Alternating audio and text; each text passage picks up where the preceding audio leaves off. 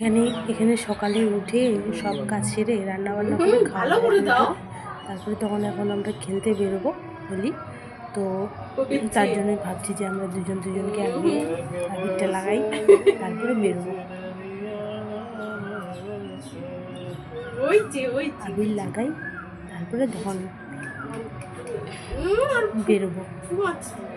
তার জন্য এখানে দুজনকে আবির লাগাচ্ছিলাম।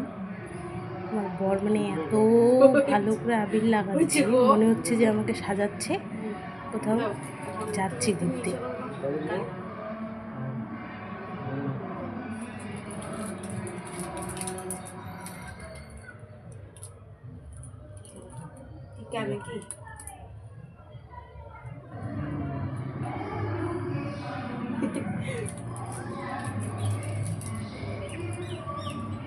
হ্যাপি হোলি।